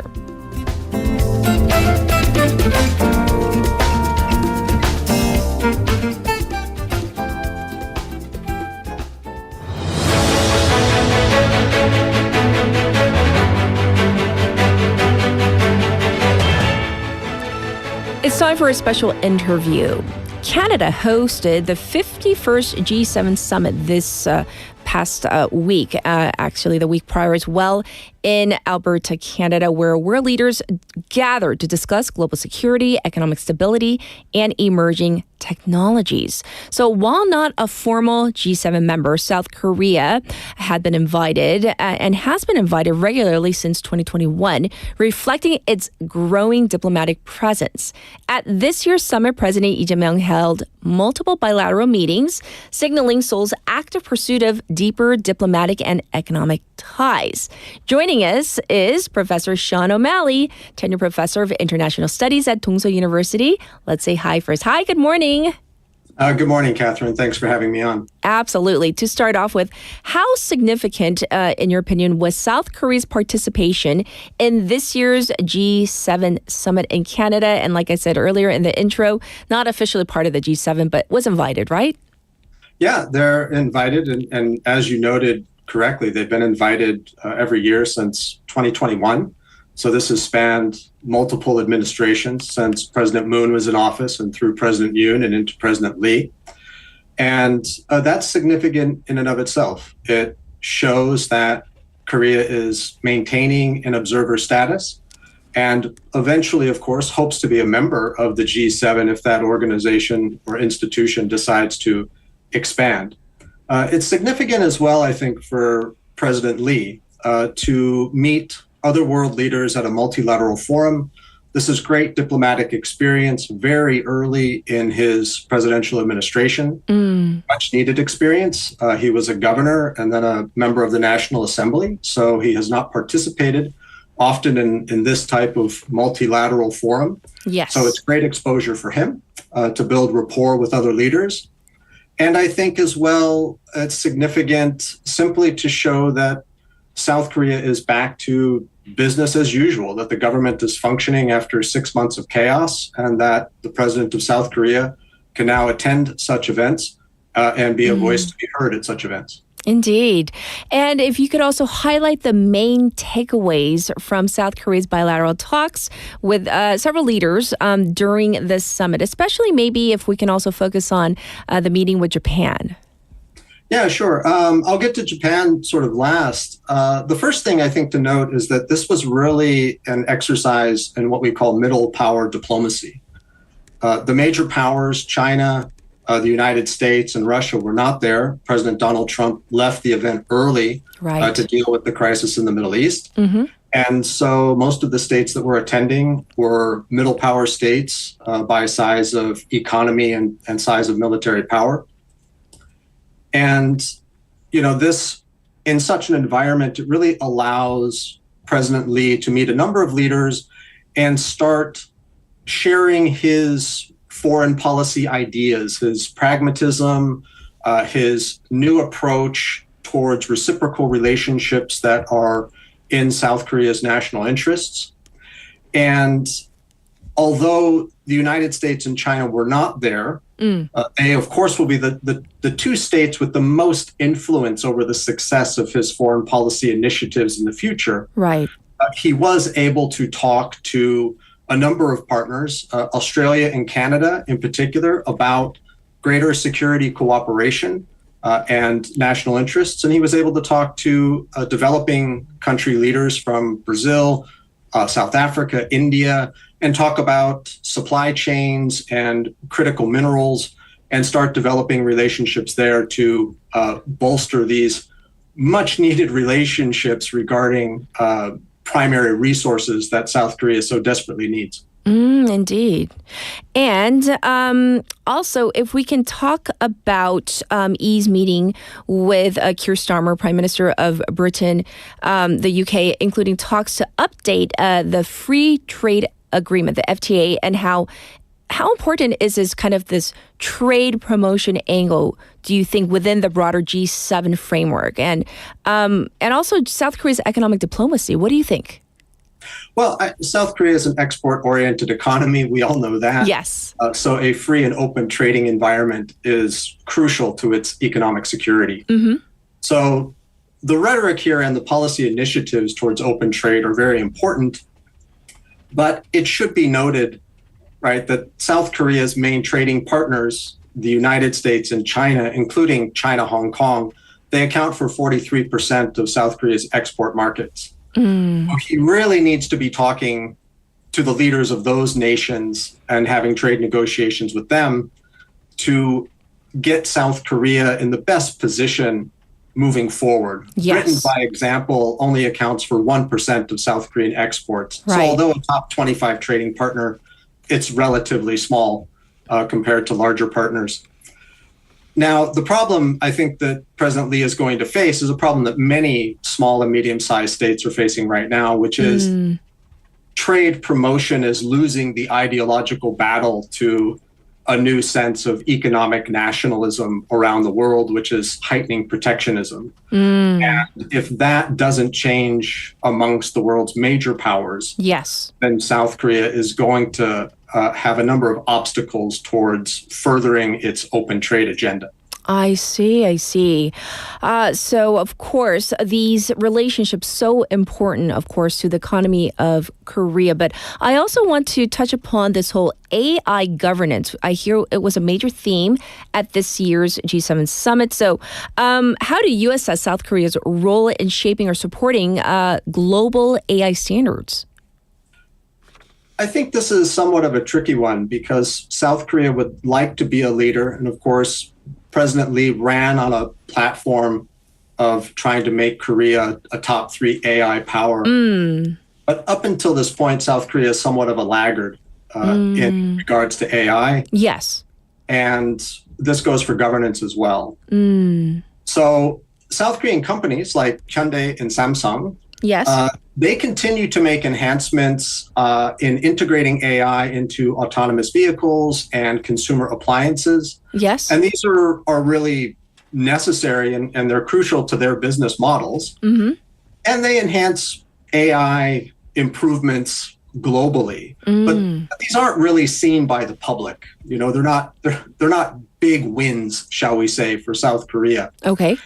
So right now, it was reported last month that 95% of large language model queries here in South Korea are done through ChatGPT. Yes, yes. Which means that South Korean models are very much an afterthought, even for Koreans, as they sort of jump into the AI race. Right. So President Lee has his work cut out for him.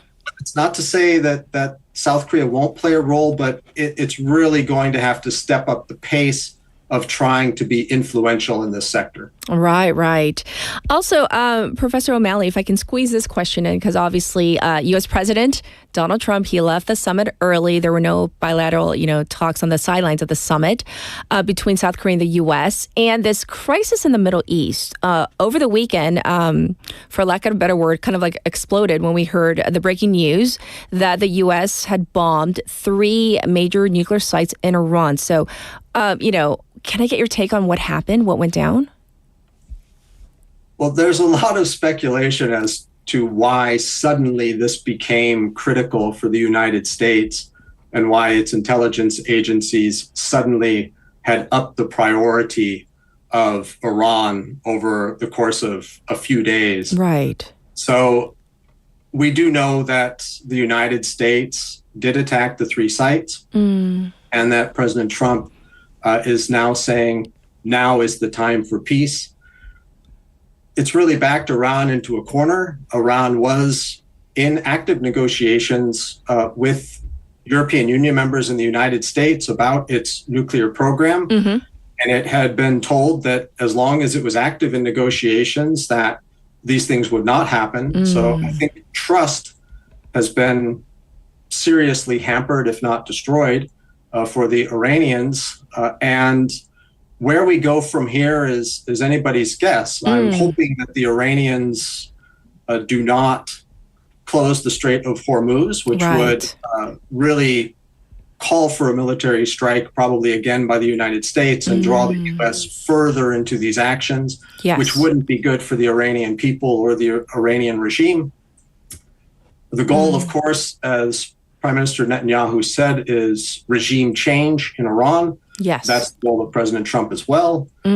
So how this plays out, it may be tit for tat for a while, or the Iranians may simply say, we're not ready for this expansive type of warfare, and we need to go to the negotiating table and see what we can get at this point. It's an unfortunate series of events, for sure.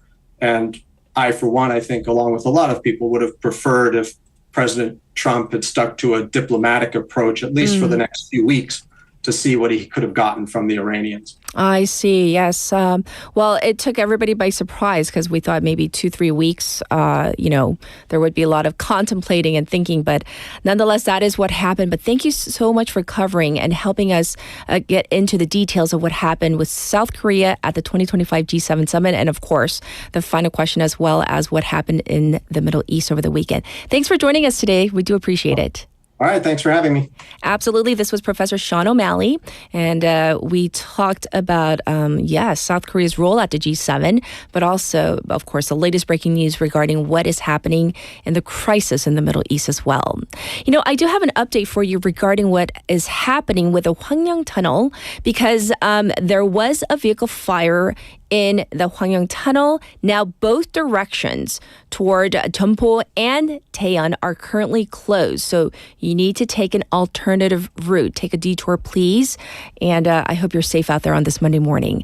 Here's our next song. This is Better by Boa.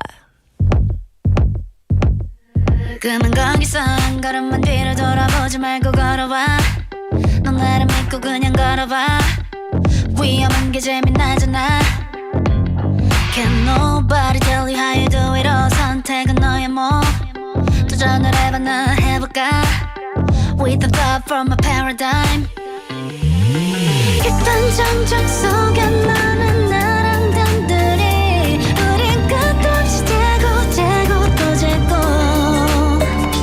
애들 장난 같은 말투도 진지하게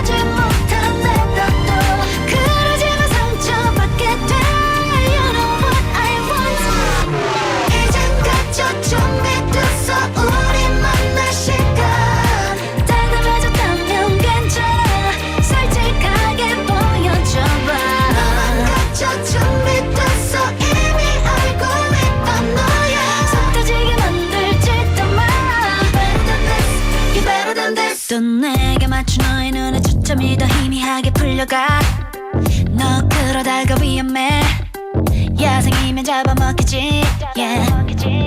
경계심을 풀어봐 너 상상만으로는 나를 묶어줘 싸워 이긴 자가 독치지 이건 물 것 같은 멋진 게임 깊은 밤을 흔들어줘 잠든 나를 깨워줘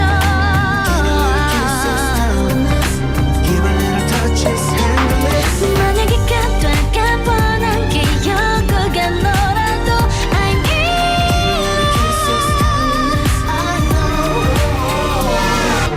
이젠 갇혀 준비됐어 우리 만날 시간 다가가졌다면 괜찮아 솔직하게 보여줘봐 너만 갇혀 준비됐어 이미 알고 있던 너야 속 터지게 만들지도 마 Better than this, you better than this You are the one 내가 택한 건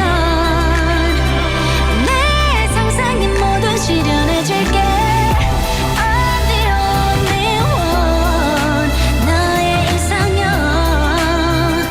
너만 알아야 원하는 그림이니까 그게 나니까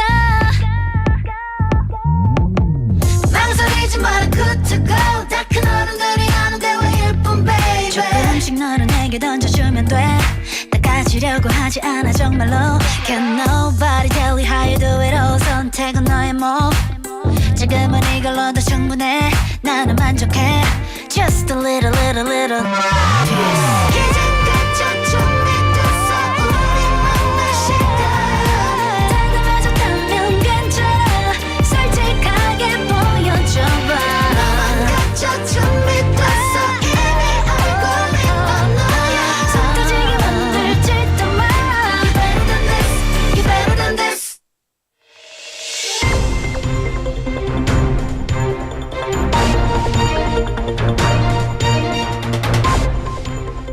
It's time for News in Depth. We have Claire in the studio with us. Good morning. Good morning. I hope you had a good weekend. Yes, I had. Well, it rained at least on Saturday, so I want to ask you our text topic. On rainy days or when it's 정말 like the rainy season, do you have any good like tips or like products or services that you use? The product that I like is sandal. The rubber sandal. Yeah. Because rubber boots can be a bit heavy. It's okay. It's good. Right. I used it both. But rubber sandal, because actually when it like drenching rain. Yes. Because the water just goes through.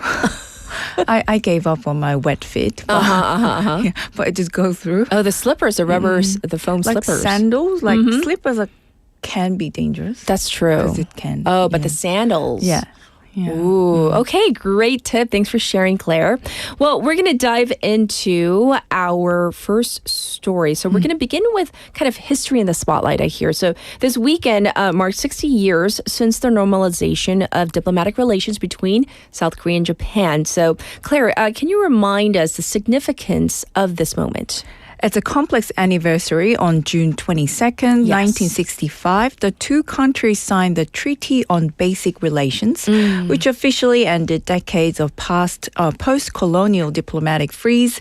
That treaty opened the door to trade, cultural exchange, and some security cooperation. Yes. But the relationship has always carried the weight of unresolved historical trauma. Right. So even though the treaty itself was a milestone, it didn't resolve, I would say, the deeper pain. Indeed. Many Koreans felt it glossed over serious issues like wartime labor, the comfort woman, and colonial injustice. There was also frustration over how the compensation was structured, more as economic aid than reparation. That's right. So let's also talk about what has gone well. In 60 years, surely there's been some progress. Definitely. Trade between Korea and Japan is enormous. They're both key players in technology and supply chains. Korean students study in Japan and Japanese tourists love visiting places like Busan and Jeju. And then there's culture. Japanese food is popular here and K-dramas and K-pop are massive in Japan. Yeah, so I have definitely seen Japanese fans lining up at concerts in Seoul. So culturally, the bond seems pretty strong, but politically, I would say it's still tense. Very much so. The main sticking points remain the same: wartime labor compensation, the comfort women issue, and the Dokdo territorial dispute. Japan's portrayal of history in school textbook is still a huge sore spot for many Koreans. These are emotional issues that go beyond policy. They're about dignity and memory. Yes. But I do imagine that there are generational differences. The perspectives might differ. They do. Younger Koreans often view Japan more pragmatically as an economic and cultural partner, but older generations who lived through the occupation or have family ties to those experiences tend to carry deeper resentment. So with all this history, are both sides actively trying to move forward, or is it just like, let's avoid conflict? It's a bit of both. Diplomatic efforts have been made, like the 2015 agreement on comfort women, but they often fell apart due to domestic backlash. Still, both governments cooperate regularly in trilateral talks with the U.S., especially on issues like North Korea, cybersecurity, and economic stability. Yes. In terms of the practical diplomacy, if that continues, even though like the public sentiment is still fragile, like how does that work? Exactly. There's a kind of dual track, symbolic tensions versus pragmatic cooperation. Okay. Behind the scenes, officials from both sides maintain working relationship in many fields. I see. So how did the two sides mark this 60th anniversary? So President Lee Jae-myung issued a statement focusing on mutual respect and forward-looking cooperation. Prime Minister Ishiba also acknowledged past difficulties but emphasized shared regional responsibilities. There were also smaller gestures, student delegations, a joint art exhibit, and even some local governments hosting cultural exchange events. Right. So while I guess we could say like the top level politics still very delicate, there's still like people-to-people engagement. Yes, and that's often where the real healing happens. Initiatives like university exchanges, co-hosted film fest projects, or youth climate forums help build empathy across borders. Yes. They don't erase the past, but they can build trust for the future. And would you say this anniversary is maybe a turning point? It's more of a symbolic checkpoint. It reminds both nations that the relationship is long and layered, but also still evolving. If the next generation leads with open dialogue and mutual understanding, we may see real transformation in the next 60 years. Yes, very much a complicated history. So we'll see, of course, how the relationship unfolds. Next, let's move on to what might be the biggest headline for many households this week: consumption coupons. So the government has just confirmed a new round of livelihood recovery support. So we need the details on this, Claire. Right. This is part of the government's second extra budget for 2025. They're rolling out about 13.2 trillion Korean won worth of consumption coupons across the country, and it'll happen in 2 stages.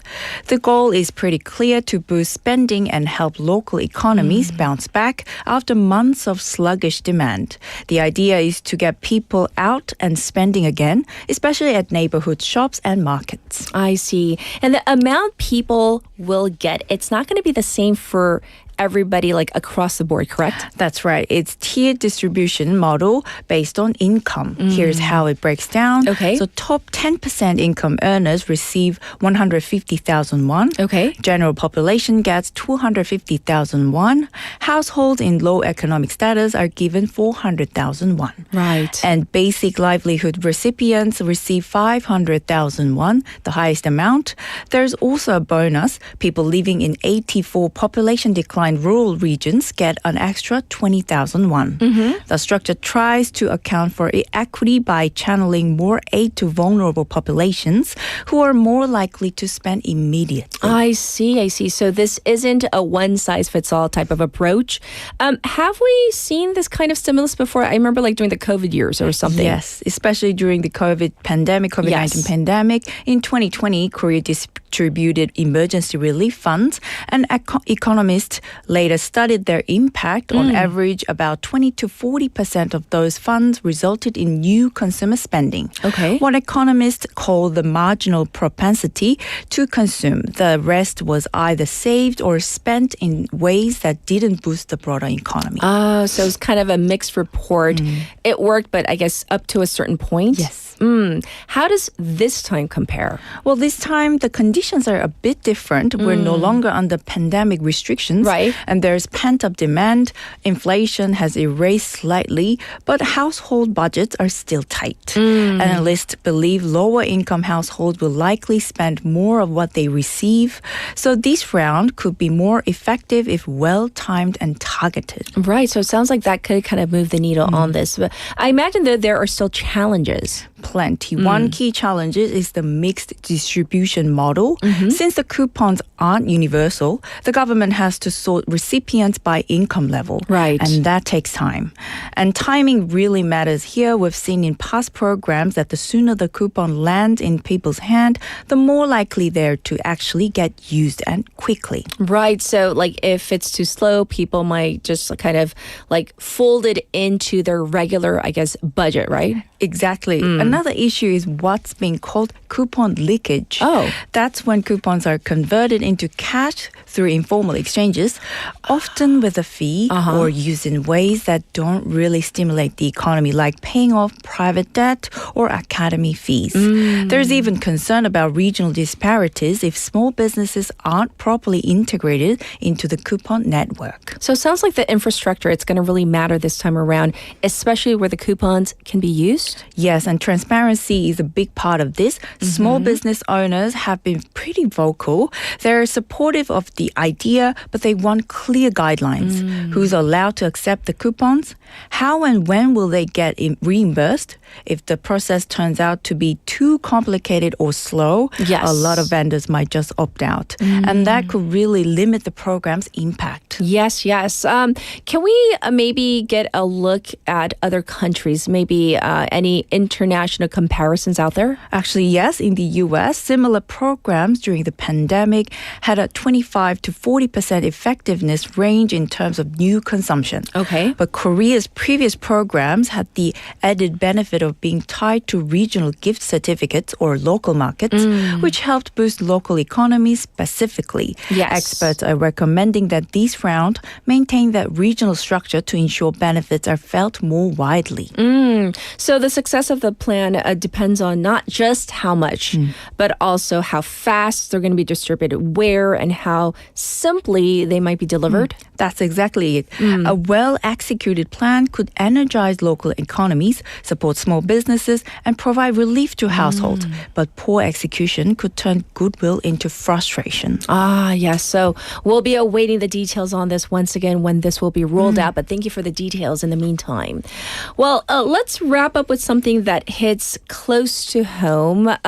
Retirement. So a new report from the Korea Institute for Health and Social Affairs has come out. So let's look at the big picture first, Claire. Well, Korea's average retirement readiness score is about 70 out of 100. Okay. That's a small improvement from the last survey, but it hides some uneven trends. People feel fairly confident about their health and finances, but when it comes to emotional and social readiness, the numbers drop. Oh, so what does this mean, like in real terms? Health came in highest, about 74, but social connection and leisure ranked the lowest, both hovering just above 60. That means people might be physically well, but many feel disconnected or unsure how to spend their time meaningfully. Yes. So that might be really tough for people who are living alone, I'm thinking. Absolutely. One-person households scored the lowest overall, and older women were especially vulnerable, often living on small pensions and with limited support networks. I see. So how do people prepare better? It starts with seeing retirement as a new chapter. not an ending. Okay. That means planning not just finances, but also for community, hobbies, and purpose. Some cities are experimenting with silver community hubs or mentorship programs that pair retirees with students. Those efforts are promising. And is the government doing enough? I think that's an important question. There are programs, but awareness is low. Only 3% of people surveyed said they even knew they existed. So part of the challenge is simply spreading the word, especially to people in their 30s and 40s who think retirement is still far away. Right. I mean, you might think, oh, I'm still young. But even as our producer, 예지 PD님 says, she says, 제 친구들도 still in their 20s, but 노후준비 벌써 해요. Oh, yes. So people who are conscious about this, they start saving up or at least planning ahead of time, which is really, really a smart thing to do, right? Yes, exactly. Retirement shouldn't feel like falling off the cliff. Oh, no. It should feel like stepping onto a well-marked path. Oh, that's a great analogy because we don't want it to be like a steep suddenly. Right. But thank you so much for coming in today and giving us details about the news stories in depth. And of course, we'll check in with you next week. Thank you, Claire. Thank you. See you next week. Yes.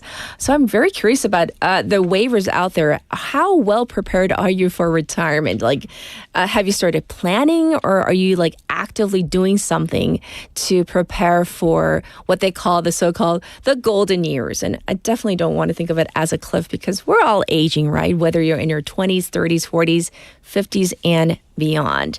Looking at some of your responses, I saw a comment from Peter Insu원 who says, BFM 분들 발음은 왜 깨끗하게 듣기 좋게 들리는 걸까요? Okay, so I can't speak on the behalf of everybody, but at least for me, I try to speak slower than my normal speed. My pace of speaking when I speak off the radio is much quicker. And then somebody noted, like I noticed comments early on when I was kind of a newbie in broadcasting, 말을 너무 빨리 한다고 하더라고요. 그래서 this is kind of like 60 to 65% of my normal speed of speaking. 한 60에서 65% 정도까지 지금 말하고 있어요. So if I spoke my regular speed like I do off air with our producer or with Claire or with Haley, 너무 빨리 그렇게 들릴 수도 있을 것 같아서. And I definitely know, like with Haley and with Claire, we all try to enunciate 발음을 되도록이면 이렇게 또박또박 귀에 이렇게 딱 박히게 잘 들리도록 노력은 하고 있습니다. So thank you for noticing. We do try our best to bring you the best in terms of broadcasting. I mean, every day we have all these special interviews, right? Our staff working hard behind the scenes to, I always say, make me look decent and sound decent because they do a lot of the hard work behind the scenes, right? And we covered so many stories today, including that tragic apparent suicide of the 3 high school girls in Busan. And I think that left a mark on many of our hearts this morning and over the weekend when we heard the news. So whatever the reason is, we need to be there for everyone, but especially our young people as they're struggling with things like studies or their vocation, what they want to do in life in the future. So definitely let's not be too demanding of them.